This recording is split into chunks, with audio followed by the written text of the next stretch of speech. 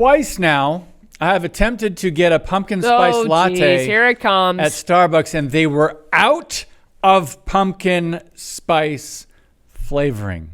They saw you coming. Fortunately, this last time they made up for it because they now have gingerbread, so I can get a gingerbread latte with an extra shot of espresso. Oh, now fancy. Starbucks presented the latest stage in its plan to drive growth for the company, which involves accelerating its global footprint and saving apparently $3 billion in costs over the next 3 years. Katie, I wonder how much they're going to spend to save $3 billion. Let's watch this. We'll come back and we'll talk about it. Some ambitious plans brewing at Starbucks. The company outlined its vision for the next 5 years Wednesday, including opening 12,000 new stores, 5,000 of those in China. That number would boost the total locations of the chain by almost 50%. Driving those gains will also be an increased emphasis on food, with additional items including a gluten-free breakfast sandwich and soup. Those plans come after the company announced Starbucks founder and longtime CEO Howard Schultz is stepping down in April.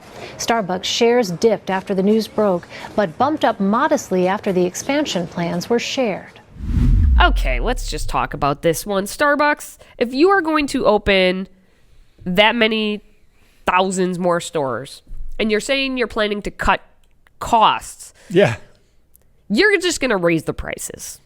Just brass tacks. You will continue to raise the prices, and your soup options are going to.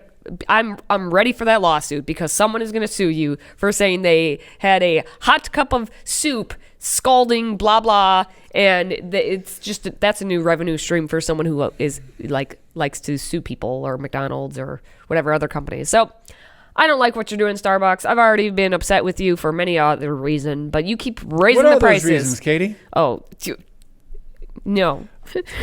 We don't have time. Support of Planned Parenthood, support of the LGBTQ, the political agenda, the wokeness, and then the prices, DEI in general, and then $7.50 for a whatever. More than that, if you so let's say you're paying $10. Oh, then at airports they're even more expensive. But anyway, apparently the economy's fine to them.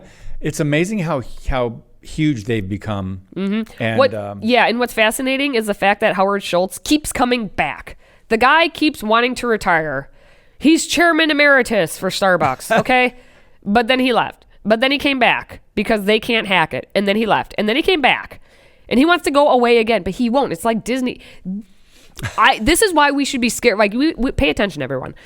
Yes, these major corporations, Disney, Starbucks, they're all doing things we don't agree with. And most of us here on this space, we don't agree with what they're doing with their politics. But also, they're old people who, were the reason we agreed with them initially. Like, obviously, Disney has passed many, many years ago. Yep. But the people that even are kind of okay, and we were kind of okay with what they were doing, Howard Schultz kind of okay with what he was doing, they can't let it go because the people who are upcoming can't handle it at all. They have no business sense because their woke agendas is all they have. So their business side is struggling. So they keep bringing these people back to try to rejuvenate, but they're so infiltrated with all these wokesters that they're rocking a hard place. So let's see what actually happens with Starbucks, David. Well, their projected growth per year is between 15% to 20% over the next 3 years, projected. And I'm thinking, all right, I guess they're not hurting. So it doesn't matter. I know a lot of you out there have boycotted Starbucks, Target, Home Depot, McDonald's, and some of these other corporations that are pro, all the things that you probably don't believe in. And most of them, it doesn't take Disney. Mm-hmm. Most of them, it even make a dent, unfortunately, because they're so massive at this point. Yeah, so we'll see if that extra 10 cents per syrup or another 10 cents on top for your mocha, another 15 cents added to every espresso shot you add, that adds up real quick. Do you want a straw? 50 cents. Oh, we're not allowed to have straws. It's not climate friendly, David. Right.